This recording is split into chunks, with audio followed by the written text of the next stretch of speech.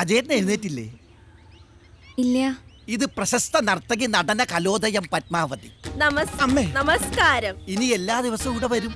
എന്തിന്? അശ്വതിക്കുട്ടിയെ ഒരു നല്ല നർത്തകിയാക്കി മാറ്റാൻ അജയേട്ടൻ പറഞ്ഞ പ്രകാരം കണ്ടുപിടിച്ച ടീച്ചറാ. സാധാരണ ഇവിടുത്തെ ടീച്ചേഴ്സ് ഭരതനാട്യം, കുച്ചിപ്പുടി, മോഹിനിയാട്ടം ഇത് മാത്രമേ പഠിപ്പിക്കുള്ളൂ. ഞാൻ പക്ഷെ അങ്ങനെയല്ല. കഥകളി, കഥക, ഒഡീസി ഒക്കെ പഠിപ്പിക്കും. നിർബന്ധിച്ച നങ്ങ്യാർ കൂത്തും മണിപ്പൂരിയും കോലുകളി. അതിലൊന്നും അത്ര വലിയ പ്രാക്ടീസ് ഇല്ല. ഈ രമേശേട്ടന്റെ ഒരു കാര്യം. അങ്ങാടി ഇരുന്നാട്ടെ. ആ കസേര. നമ്മുടെ അച്ഛനെ മണിപ്പൂരി പഠിപ്പിക്കാൻ വന്ന ഡാൻസ് ടീച്ചറാ. ഞാൻ ഇറങ്ങണു എടുത്തി. അയ്യോ, അജയേട്ടൻ എന്നോട് ഒരു കാര്യം പറഞ്ഞ് ഏൽപ്പിച്ചിരുന്നു, ഞാനത് മറന്നു. ദേ ഡാൻസ് ഡാൻസ് ടീച്ചറെ. അപ്പൊ ഞാൻ അങ്ങോട്ട് ഇറങ്ങട്ടെ. ഇത് നമ്മുടെ സ്വന്തം വീട് പോലെയാ. കസേര. അജേട്ടാ, ഈ അജേട്ടാ ഒന്ന് എഴുന്നേറ്റേ. എന്താടി? രമേശിനൊരു പെണ്ണിനെ കൂട്ടി വന്നിട്ടുണ്ട്. പെണ്ണോ? അജേട്ടൻ പറഞ്ഞിട്ട് വന്നതാന്നാ പറഞ്ഞേ, അച്ഛന് ഡാൻസ് പഠിപ്പിക്കാൻ. അവര് വന്നോ? അച്ചു, നിന്റെ ഡാൻസ് ടീച്ചർ വന്നിട്ടുണ്ട്. ഡാൻസ് ടീച്ചറോ? ആ, വേണമെങ്കിൽ ഇന്ന് തന്നെ ക്ലാസ് തുടങ്ങും. പക്ഷെ സമയം എങ്ങനെയാന്ന് വെച്ചാൽ നീ തന്നെ പറഞ്ഞാൽ മതി. അയ്യേ, എനിക്കിഷ്ടല്ല ഡാൻസ് പഠിക്കാൻ. പിന്നെ നിനക്ക് എന്താ ഇഷ്ടം? കണ്ണി കണ്ട പട്ടിയുടെയും പൂച്ചയുടെ പുറകെ കിടക്കാനോ? ഇഷ്ടമല്ലാത്തത് പഠിക്കാൻ പറ്റുവച്ചാ? എന്താ ഇത്? എടി, ഇക്കാലത്ത് മ്യൂസിക്, ഡാൻസ് അങ്ങനെ എന്തെങ്കിലും ഒന്ന് പഠിച്ചിരിക്കുന്ന ഒരു അന്തസ്സാ. ഇത്തിരി സാമ്പത്തിക ശേഷിയും സൗകര്യമുള്ള വീട്ടിലെ മാതാപിതാക്കളെ കുട്ടികളെ എന്തെങ്കിലും ഒരു എക്സ്ട്രാ കരിക്കുലർ ആക്ടിവിറ്റി പഠിപ്പിച്ചിരിക്കും. അതിന് അവൾക്കൂടെ ഇൻട്രസ്റ്റ് വേണ്ടേ? പഠിച്ചു തുടങ്ങി ഇൻട്രസ്റ്റ് ഒക്കെ താനേ ഉണ്ടായിക്കോളും. ഇവള് വെറുതെ മ്യൂസിക്കും ഡാൻസും ഒക്കെ പെൺകുട്ടികൾക്കൊരു അഴക. അത് ചെറുപ്പം തൊട്ടേ പഠിച്ചു തുടങ്ങണം. നമ്മുടെ നായന്മാരുടെ ചരിത്രം തന്നെ എടുക്ക്. മിക്കവാറും സ്ത്രീകൾ പണ്ട് തൊട്ടേ കഥകളി, നൃത്തം, ചെണ്ട, വീണ അങ്ങനെ എന്തിലെങ്കിലും ഒന്നിൽ കഴിവ് തെളിയിച്ചിട്ടുണ്ട്. അടുത്ത യൂത്ത് ഫെസ്റ്റിവലിനെ ഒരു 10 മിനിറ്റ് വരുന്ന ഒരു ഇൻസ്റ്റന്റ് ഐറ്റം സെറ്റപ്പ് ആക്കി തരാൻ ഞാൻ ടീച്ചറിനോട് പറയാം. അതങ്ങ് പഠിച്ചിട്ട് മോള് വാങ്ങണം ഫസ്റ്റ് പ്രൈസ്. എന്നിട്ട് ശ്രീകുട്ടിയെ തോൽപ്പിക്കാനല്ലേ? അയ്യോ, ഈ അസ്ത്രീകരണത്തിന് ഇതിനകത്ത് കണ്ടുപോരുന്ന എത്ര വട്ടം പറഞ്ഞിട്ടില്ല ഞാൻ. ഞാൻ ഡാൻസ് പഠിക്കാത്തതിന് പൂച്ചക്കുട്ടിയെ തല്ലി. അച്ഛന്റെ പൂർവ്വകാലം മുഴുവൻ മോൾക്ക് വിളമ്പി കൊടുത്തിട്ടുണ്ടല്ലേ? നല്ല ബെസ്റ്റ് അമ്മ. ഞാൻ പറഞ്ഞു കൊടുത്തതൊന്നല്ല. ഓരോ തവണ ലീവിന് വരുമ്പോഴും കൂട്ടുകാരായിട്ട് ഇവിടെ ഇരുന്ന് സഭ കൂടുമ്പോഴേ നാക്കിനെല്ലില്ലാത്ത പഴങ്കഥകൾ വിളിച്ചു പോകുമ്പോൾ ഓർക്കണം. ഞാൻ എന്ത് പറഞ്ഞു? കണ്ണി കണ്ട പെണ്ണുങ്ങളുടെ പുറകെ നടന്ന കഥ മോള് കേൾക്ക പറഞ്ഞു. അത്ര തന്നെ. അല്ല, മൂക്ക് താല്പര്യമില്ലെങ്കിൽ ഡാൻസ് അല്ലേ, ആർക്കും വേണേലും പഠിക്കാലോ. ആ ചേട്ടൻ വേണേ കുറച്ച് മണിപ്പൂരി പഠിച്ചു. ബിസിനസിന് ഗുണം ചെയ്യും. ഇനി ആ ഓടും കൂടി എടുത്തോ നായരെ. ഓ, കാലത്ത് തന്നെ ഈ കണി കാണേണ്ട ഗതികേട് വന്നല്ലോ എന്റെ ഈശ്വര. എടാ, പൂരപ്പുറത്ത് കയറുമ്പോ ഒരു അണ്ടർവയർ ഇട്ട് വരണം 1000 പ്രാവശ്യം പറഞ്ഞിട്ടില്ലേ?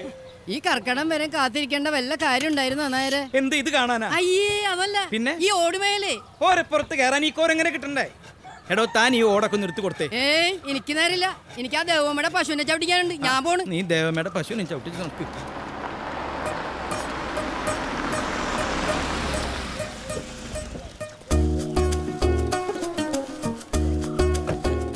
എന്താ ദിവസേട്ടാ, സുഖം തന്നെയല്ലേ? എനിക്കൊരു വിസ ഒപ്പിച്ചു തരാന്ന് പറഞ്ഞിട്ട് എന്തായി മോനെ? എന്തിന്? അവിടെ ചെന്നിട്ട് പശുവിനെ കറക്കാനാ? പശു ഇല്ലെങ്കിൽ എന്താ, ഒട്ടകല്ലേ? എത്തൂല്ല. അവിടുന്ന് ഫ്ലൈറ്റ് കയറിയപ്പോ തന്നെ ഞാൻ വിചാരിച്ചതാ ഇവിടെതാ ഇങ്ങനെ പെരപ്പുറത്തൊരാളുണ്ടാവുന്നു. മഴക്കാലം തുടങ്ങിയില്ലേ, ഇനി പതിവ് കലാപരിപാടികളൊക്കെ ഉണ്ടാവുമല്ലോ. തിരുവനന്തപുരത്ത് ചെന്ന് ഇറങ്ങിയതുകൊണ്ട് നിന്റെ ഉദ്ഘാടനം മുടങ്ങിയില്ലേ? കഷ്ടായി. അതെ, ചില തീരുമാനങ്ങളുമായിട്ടാണ് ഇപ്രാവശ്യം ഞാൻ വന്നിരിക്കുന്നത്.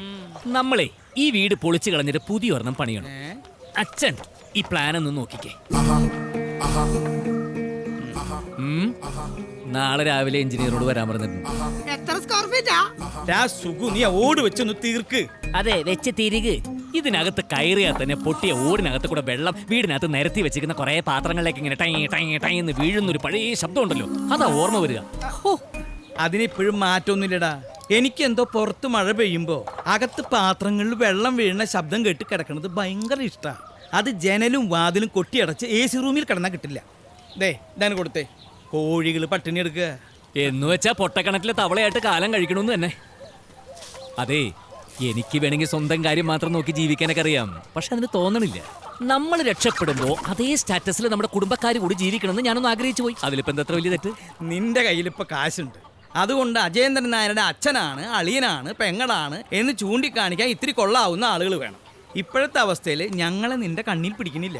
അതല്ലേ ഈ സ്റ്റാറ്റസ് എന്ന് പറയുന്നത്. ഇന്നാളെ എന്തോ പറഞ്ഞ കൂട്ടത്തിൽ നിന്റെ മോള് പറയാ അവൾക്ക് 10 ജോഡി യൂണിഫോം ഉണ്ട്. അതും നീ പറഞ്ഞ സ്റ്റാറ്റസിൽ പെടില്ലേ? എന്നാ പിന്നെ പണ്ട് ഞാൻ സ്കൂളിൽ പോയിരുന്ന പോലെ ഒരേ യൂണിഫോം തന്നെ വീണ്ടും വീണ്ടും കഴുകി വൃത്തിയാക്കി എന്നും ഇടിപ്പിച്ചു വിടാൻ ഞാൻ അവളെ. എടാ 10-35 വയസ്സ് കഴിഞ്ഞ ഒട്ടുമിക്ക മലയാളികളോടും നീ ചോദിച്ചു നോക്ക്, അവരുടെ ചെറുപ്പത്തിൽ എങ്ങനെയായിരുന്നു. നീ മാത്രല്ല, അവരെല്ലാവരും കിലോമീറ്ററുകളോളം നടന്ന് സ്കൂളിൽ പോയവരാ. 1-2 യൂണിഫോം മാത്രം ഇട്ട് പഠിച്ചവരാ. ഓണത്തിനും വിഷുവിനും പെരുന്നാളിനും മാത്രം കോടിയെടുത്ത് ശീലിച്ചവരാ. ഇപ്പൊ കാലം മാറി. പണ്ട് ആവശ്യത്തിനായിരുന്നെങ്കിൽ ഇന്ന് ആർഭാടത്തിന് വേണ്ടിയാ പണം ചെലവാക്കുന്നത്. അതല്ലേ സുഖു ഈ സ്റ്റാറ്റസ് എന്ന് പറയണത്.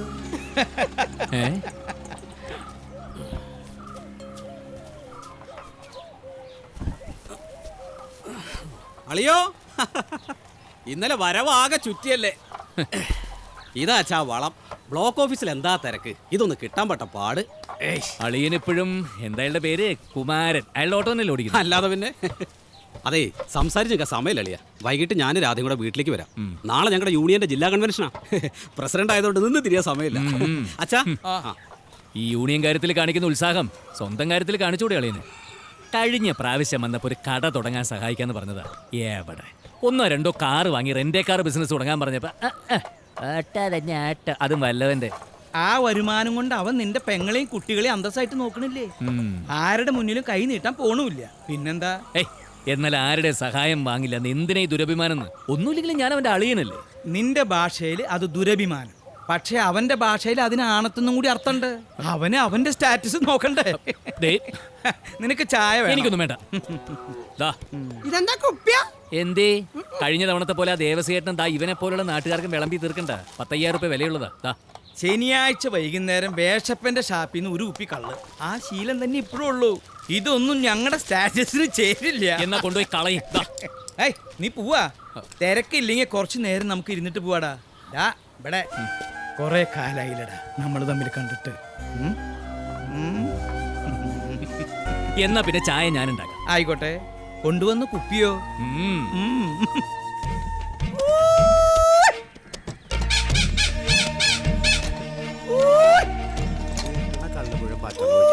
എന്താണ് സൂതമീൻ വിൽക്കാനുള്ളത്? തീർന്ന് പിന്നെ എന്തിനാ കിടന്ന് കൂണേ? ഒരു ശീലം. എന്നാ പിന്നെ തനിക്ക് ആരെങ്കിലും തിയേറ്ററിൽ പോയിരുന്നു കൂവിക്കൂടെ? ഇപ്പൊ അതും ഒരു ശീലമാണല്ലോ. അജയൻ ഇങ്ങോട്ട് എത്തിയ എന്നിട്ട് അവിടെ അവിടെ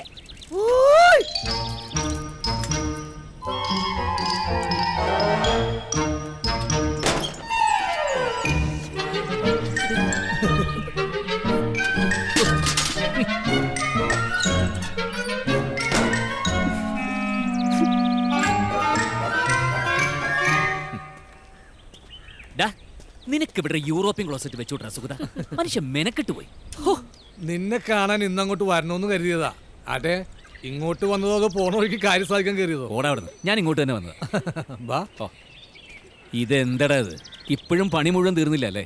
ദുബായിക്കാരനാണെന്നുള്ള ഗെയിമിൽ ഒരു ഊക്കിന് തുടങ്ങി വെച്ചതാ. തീർക്കണം. എന്നാ പിന്നെ തീർത്തൂടെ? എത്ര കാശ് വേണം? ഒരു 2-3 ലക്ഷം റുപ്യ ഉണ്ടെങ്കിൽ തീരില്ലേ? പണി വേണമെങ്കിൽ നാളെ തന്നെ തുടങ്ങിക്കൂടാ. കാശിന്റെ കാര്യം ഓർത്ത് പേടിക്കണ്ട. നിന്റെ കയ്യിൽ കാശുണ്ട്, അത് നീ ചോദിക്കാതെ തന്നെ തരുമെന്ന് എനിക്കറിയാം. പക്ഷേ സ്വന്തമായിട്ട് വേർത്തുണ്ടാക്കിയ കാശ് കൊണ്ട് വിടുന്ന വീട്ടിൽ കിടന്നാലേ എനിക്ക് ഓർമ്മ വരും. ഇതാണ് ഇവന്റെ കുഴപ്പം. ആവശ്യമില്ലാത്തൊരു കടുംപിടുത്തം. വെറുതെ അല്ല ദുബായിന്ന് കുറ്റിയും പറിച്ചും കൊണ്ട് പോകുന്നത്. ഇവൻ വിസ അയച്ചു തന്നിട്ടില്ല ഞാൻ പോയത്. ഞാൻ അവിടെ പിടിച്ചു നിന്നു, രക്ഷപ്പെട്ടു. ഇവനോ? എനിക്കെന്താ കുഴപ്പം പറ്റിയത്? അല്ലെങ്കിൽ തന്നെ ദുബായിൽ ഞാൻ എന്താ ചെയ്തോണ്ടിരുന്നത്? AC ഉള്ള ഫിഷ് മാർക്കറ്റിൽ മീൻ കച്ചവടം. നാട്ടിൽ വന്നപ്പോ നമ്മളെ വെയിലും മഴയും കണ്ട് ഒന്നും പറഞ്ഞ് മീൻ വിൽക്കുന്നു. എനിക്ക് നല്ലതെന്ന് തോന്നണത് ഇതാ. കാശ് മാത്രം പോരല്ലോ, നമ്മുടെ ചോറും മീൻകറിയും ബീവറേജിന്റെ മുമ്പിൽ ക്യൂവും അതും കൂടി ആസ്വദിക്കാനുള്ളതല്ലടാ നമ്മുടെ ജീവിതം. ഇതൊന്നും വേണ്ടാന്ന് വെച്ചിട്ട് അയ്യേ. വെറുതെ അല്ല വീട് 4 കൊല്ലമായിട്ട് ഇങ്ങനെ തന്നെ നിൽക്കണത്. ഇനിയിപ്പോ സ്വന്തം വേർപ്പ് കൊണ്ട് വീട് പണിയുന്നാണെങ്കിൽ അതിനുള്ളൊരു വഴി ഞാൻ പറഞ്ഞുതരാം. സാറ് സമ്മതിക്കോ? എന്താ പറ.